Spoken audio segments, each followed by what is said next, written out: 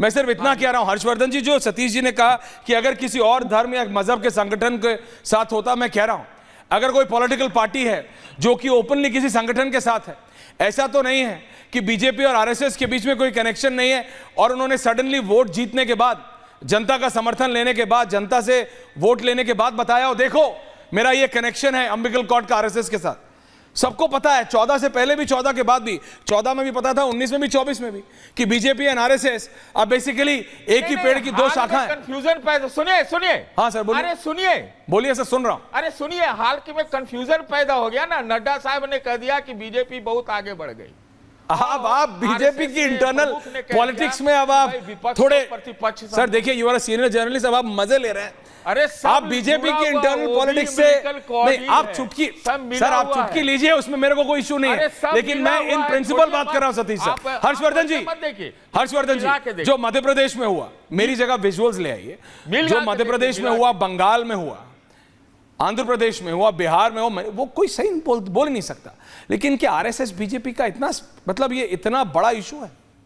और ये मध्य प्रदेश में 2 महिलाओं को जिंदा गाड़ देना विपक्ष के लिए महत्वपूर्ण भी नहीं है, क्योंकि उनको लगता है कि मध्य प्रदेश में तो बीजेपी को फुल है, तो करके भी क्या फायदा? बेसिकली यही है ना। ऐश्वर्या जी, मध्य प्रदेश में जो कुछ हुआ है वो कलंक है भारतीय जनता पार्टी की मध्य प्रदेश की सरकार। और ये पहली बार नहीं हुआ है, इसके पहले भी खदान में जो माइनिंग माफिया होते हैं उन्होंने ट्रैक्टर से कुचल दिया था, और इस तरह की घटनाएं होती हैं। दुर्भाग्य से, चूंकि राजनीति ऐसी है कि एक जगह की घटना होगी तो उसके आधार पर बातचीत होगी, दूसरे जगह की घटना पर बातचीत नहीं होगी। लेकिन चूंकि आप विषय राष्ट्रीय स्वयंसेवक संघ की बात कर रहे हैं, और बड़ा मुझे अच्छा लगता है कि जब ज्यादा, जिसको कहें कि बुद्धिजीवी तत्व डालने के लिए ये कहा जाता है कि भाई संघ में अगर कोई जा सकता है तो जमीयत में क्यों नहीं जा सकता, या और किसी ऐसे में क्यों नहीं जा सकता।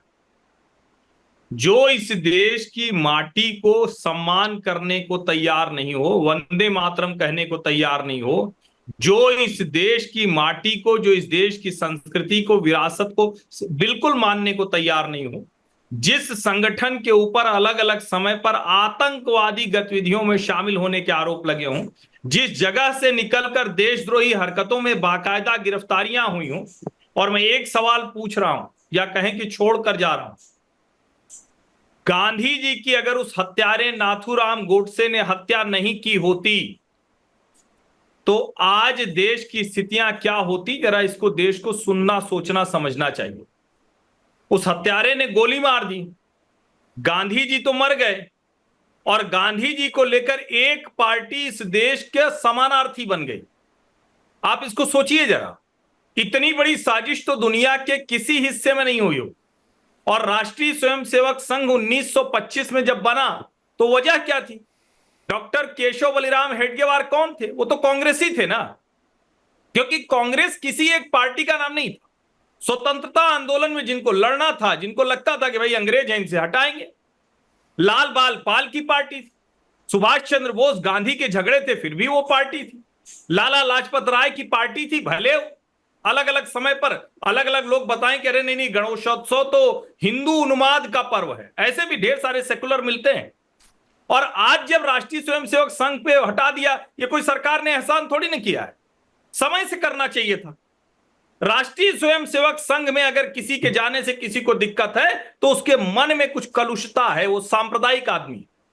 और 1925 में स्थापना के बाद 1930 में जब हेडगेवार जी जंगल सत्याग्रह में शामिल हुए, क्यों उसको पूरा का पूरा गायब कर दिया? प्रेम शुक्ला जी सुन रहे हैं? दोनों महत्वपूर्ण प्रश्न उठा रहा हूं, प्लीज सर आराम से। और फिर से मैं कह रहा हूं कि आपको इसके लिए किसी दीवार में, किसी गुफा में जाके खोजने की जरूरत नहीं है। आप खुले में शाखा चलती है, बैठ जाइए वहां, बताइए कि शाखा में यह गलत हो रहा था इसलिए नहीं जाना चाहिए। अगर भारत के राष्ट्र नायकों की चर्चा, अगर भारत की विरासत की चर्चा, अगर भारत को एक मजबूत देश बनाने की चर्चा, और बहुत स्पष्ट है क्यों हेडगेवार जी गए कांग्रेस से निकलकर, उन्होंने कहा ये सत्ता चलाने के लिए ये लोग बात कर रहे हैं। मैं कह रहा हूं कि देश स्वतंत्र हो जाएगा तो गोरे अंग्रेज की जगह काले अंग्रेज आ जाएंगे, और वही सारी व्यवस्था हमको चलती हुई दिखी। तो देश का एक ऐसा ओके, पॉइंट टेकन, संगठन हर्षवर्धन। जो देश समाज की बेहतरी के लिए काम कर बीच में रहा है, चला, बीच उसमें में। किसी की जाने न जाने से क्या होता है, और जो भी तुलना कर रहा है मुझे बेतुकी तुलना लगती। राहुल देव जी, आपका व्यू पॉइंट इस पे। आनंद जी आ रहा हूं, अनुराग जी आ रहा हूं, टेंशन मत लीजिए। राहुल देव जी सर। ऐश्वर्य, हमारे यहाँ बैठे कई मित्र जानते हैं कि मैंने बहुत साल, कुछ दशक आरएसएस में बिताए हैं, तो मैं उससे उतना परिचित नहीं हूं जितना शायद कुछ और लोग होंगे। मैं कहूंगा कि मैं सुपरिचित हूं। मेरी दो आपत्तियां हैं इस फैसले पर। सर, पहली बात कि आरएसएस यानी संघ एक स्पष्टता घोषित रूप से एक हिंदू संगठन है और किसी भी एक धर्म और संप्रदाय के आधार पर, या जैसे हम पंथ कहेंगे, पंथ निरपेक्षता वाले संवैधानिक शब्द की बात करूं तो उसके आधार पर काम करने वाला संगठन, उसमें सरकारी कर्मचारियों को शामिल होने की छूट देने और प्रोत्साहित करने का कोई कारण नहीं है। ये असंवैधानिक है। इसके बाद वरना तो आपको अलग अलग धर्मों के लिए काम करने वाले, अपने अपने धर्मों को संगठित करने वाले संगठनों को भी अनुमति देनी पड़ेगी। मैं किसी मुस्लिम संगठन की और किसी दूसरे ईसाई संगठन की बात नहीं कर रहा हूं। हर संगठन का चरित्र अलग होता है। दूसरी बात कि पहले ये कई शुरू के दशकों में ये एक फिक्शन चलता रहा, मिथक गढ़ा गया और चलता रहा कि संघ केवल एक सांस्कृतिक सामाजिक संगठन है। आज बच्चा भी ये जानता है कि संघ सांस्कृतिक सामाजिक के साथ साथ और प्रमुखतः एक राजनीतिक संगठन है और भारतीय जनता पार्टी उसका राजनीतिक अंग है।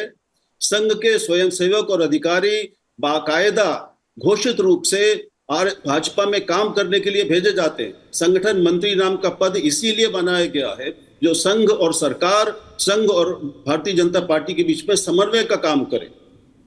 तो जब ऐसे खुले संबंध एक तथाकथित सांस्कृतिक सामाजिक संगठन के एक स्पष्ट राजनीतिक पार्टी के हैं, तो उसमें सरकारी कर्मचारियों को शामिल होने देने का मतलब है कि उनको खुलेआम एक राजनीतिक विचारधारा और पार्टी के में शामिल होकर सक्रिय होने और काम करने का प्रोत्साहित देना, उसको प्रोत्साहित करना, ये हमारे जो एकमात्र स्थायी स्तंभ है लोकतंत्र का, शासन तंत्र या प्रशासन तंत्र, हमारी कार्यपालिका, उसको एक राजनीतिक विचारधारा के पूरे प्रभाव प्रभुत्व में लाने का स्पष्ट तरीका है और ये हमारे लोकतंत्र के लिए बेहद घातक सिद्ध होगा।